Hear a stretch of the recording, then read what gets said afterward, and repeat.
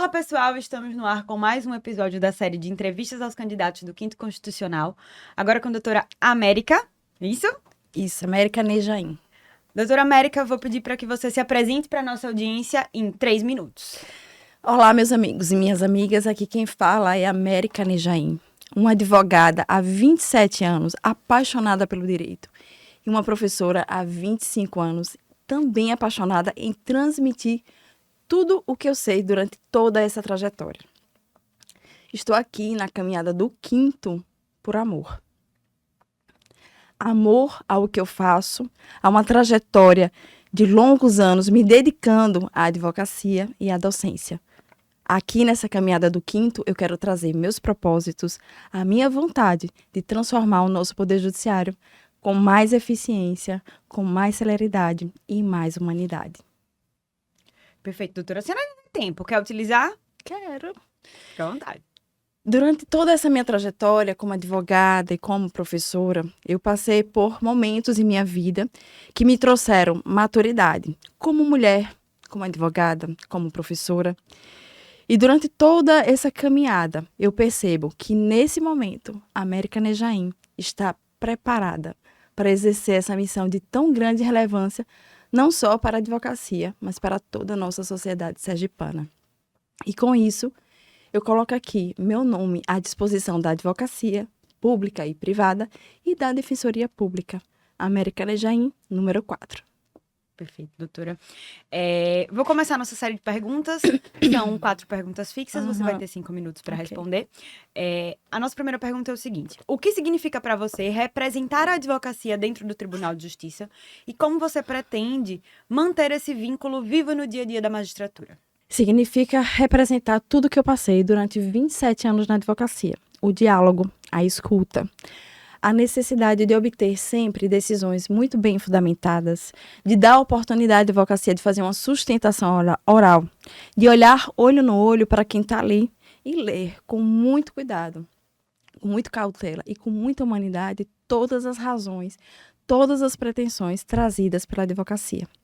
Então, a advocacia está na minha veia, a advocacia está no meu coração. Fazer a voz da advocacia no tribunal não é apenas garantir prerrogativas, não é apenas garantir sustentação oral, não é apenas garantir honorários advocatícios, mas é também trazer um olhar humano, sensível para a aplicação da lei, para a interpretação da lei. Como eu sou professora de processo civil e estudo muito essa disciplina, a minha intenção é trazer mais eficiência para o nosso Poder Judiciário. Perfeito, doutora. A senhora ainda tem tempo. Quer utilizar ou se dá por satisfeita? Não, estou satisfeita. Estou cansada, então não vou. A nossa segunda pergunta é o seguinte: as decisões judiciais, muitas vezes, elas envolvem dilemas humanos e institucionais. Como você desenvolveu, ao longo da sua carreira, a capacidade de decidir com equilíbrio entre a razão jurídica e a sensibilidade humana?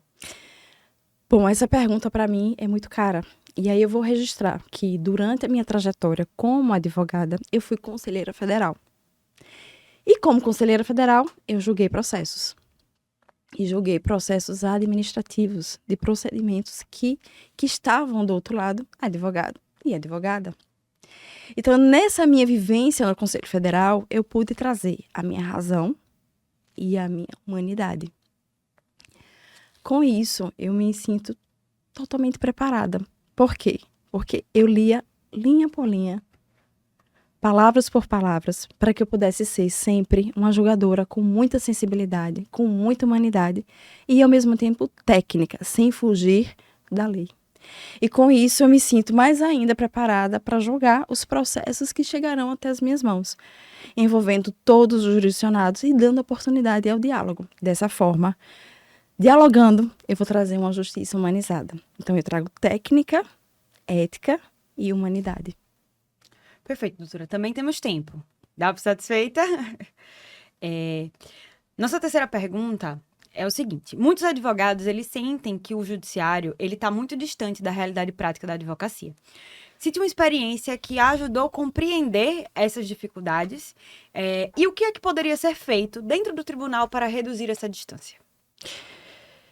Duda, primeiro, a gente tem que colocar aqui sempre o diálogo. As portas do Poder Judiciário não podem ficar fechadas. Nunca. Vivi várias coisas na minha advocacia. Várias coisas. E coisas densas. E que a gente precisa ter coragem para continuar. Os exemplos que eu vou colocar aqui não significam dizer que eu vivi em Sergipe, tá? Eu sou advogada também de outros estados. Mas eu vou citar aqui uma passagem na minha vida como advogada que foi bastante difícil. Como advogada, eu tive uma filha que ela ficou na UTI durante 4 meses. E durante esse período, eu tive um dia em que eu precisei, não podia ir para a audiência, porque minha filha ia fazer um procedimento complicadíssimo. E eu fiz um requerimento para que a audiência fosse adiada. E eu era a única advogada do processo. Resultado, meu pleito foi indeferido. E sabe o que mais me doeu, Duda? É que foi indeferido por uma mulher. E isso me fez ver o quanto é importante a gente ser humano. Humano na advocacia e humano no julgar. Então foram várias passagens da minha vida como advogada em que eu me senti com as minhas prerrogativas violadas, com o meu direito de fala violado e com a humanidade bem distante. Naquele momento eu precisava de humanidade. E essa jogadora, né, que não foi do nosso estado, graças a Deus, aquilo ali me fez perceber o quanto eu preciso tratar com sensibilidade, com segurança e com humanidade todos os projetos da minha vida, seja na docência, seja na advocacia e agora na magistratura. Então é essa sensação de que eu preciso ser ouvida, eu preciso ser respeitada, vou sempre levar comigo no coração, quando eu estiver lá, se Deus quiser, no Tribunal de Justiça. Perfeito, doutora. Ainda tem tempo. Eu gosto de ressaltar, porque se você se der por satisfeita, a gente continua. A quarta pergunta, ela envolve o institucional da BAUD. A BAUD, ela é uma academia, ela é uma escola, né, de gestão para escritórios de advocacia. Temos vasto conteúdo aqui sobre gestão financeira, sobre controladoria jurídica. E a gestão de um escritório, ela exige planejamento, liderança e responsabilidade. Quais são os aprendizados de gestão que você levaria da sua advocacia para o exercício de um cargo no Tribunal de Justiça? Vamos lá, quando a gente fala de gestão, ser desembargador e ser desembargadora é ser gestor de um processo. Todo desembargador e toda desembargadora, eles precisam dirigir o processo com esse olhar de eficiência. E o que é eficiência? É a gente tornar o processo menos custoso, mais econômico, menos demorado, ou seja, mais célere, com mais razoável duração do processo. E, mais importante ainda, é que a eficiência traga qualidade na decisão jurisdicional. Então, quando a gente faz uma gestão de escritório, a gente precisa observar quais as medidas processuais que a gente busca essa eficiência. E esse olhar que eu tenho para o processo civil de eficiência, eu tenho vários instrumentos que eu posso utilizar na minha advocacia perante o Poder Judiciário. Um deles se chama cooperação judiciária. A cooperação judiciária, ela é um diálogo que existe entre juízos para que o processo se torne mais econômico. Mas essa cooperação judiciária, eu posso, como advogada, provocar. Eu posso solicitar que os juízos façam esse diálogo entre eles para que uma prestação jurisdicional seja mais adequada, seja mais econômica e seja mais célere. Isso é que se chama plena eficiência. E com a plena eficiência, eu consigo dar um acesso à justiça de forma adequada, justa, isonômica, equilibrada.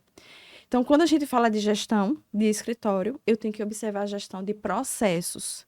Quando eu falo gestão de processos, eu vou colocar aqui medidas processuais que vão me dar essa gestão. Então, aqui é um diálogo entre a advocacia, que eu vivi na prática, e a magistratura, sendo gestora de um processo, buscando sempre eficiência. Quanto mais o processo demora, menos eficiente ele é. Quanto mais o processo é caro, menos eficiente ele é. E quanto menos decisões qualificadas, menos eficiente ele é. Então, observando a gestão do escritório, da forma que eu atuo com perspectivas instrumentais, processuais, eu trago para minha vida como magistrada. Perfeito, doutora. Dispensa o resto do tempo. Uhum. Então vamos lá para a pergunta fim, né? Que é uma pergunta de um tema que será sorteado. Temos aqui os 5 temas na tela. Pode sortear a produção.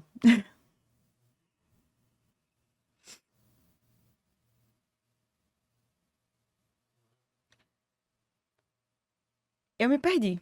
O tema foi o tema 5, não foi isso? Perfeito. Na sua visão, quais são os maiores desafios atuais para o exercício livre e digno da advocacia e como o tribunal pode contribuir para superá-los? Exercício livre da advocacia significa dizer que o advogado e a advogada, ele tem todo o direito de apresentar suas razões recursais, de fazer sua sustentação oral, de dialogar com o desembargador ou com a desembargadora que lá estiver.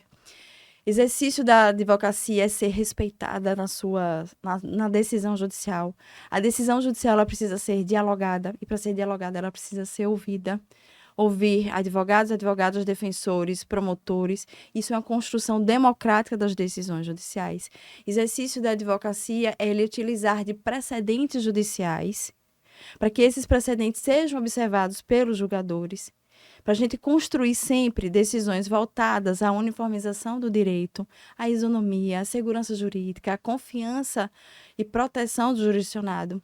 Esse é o exercício livre da advocacia, que ela tem a voz, que ela tem a vez no tribunal, com diálogos em sustentação oral, com diálogos nos despachos, com diálogos nas decisões judiciais. Isso é o exercício livre da advocacia, para que a advocacia possa trazer as suas teses jurídicas, que elas sejam ouvidas, que elas sejam respeitadas, porque a criação de precedentes pelo tribunal, ela vem da advocacia.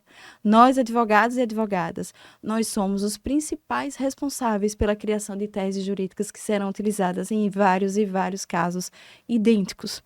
E os desembargadores e desembargadoras que lá estão, e assim, se Deus me permitir, lá estiver, é assim que eu quero observar essa liberdade de expressão, de forma respeitosa, de forma segura e de forma técnica e humana.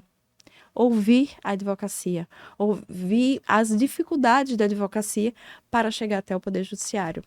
Dessa forma, eu estarei dando para o jurisdicionado e para a advocacia, Defensoria Pública, Ministério Público, uma liberdade de diálogo. Diálogo é significado de justiça transformadora, de justiça humanizada, de efetiva justiça e de justiça eficiente. Perfeito, doutora, ainda tem tempo. Satisfeita. Então, chegamos aqui ao fim das nossas 5 perguntas. Agradeço a sua presença, em nome da Bound. Desejo sucesso e sorte na caminhada. Obrigada à nossa audiência que chegou até aqui.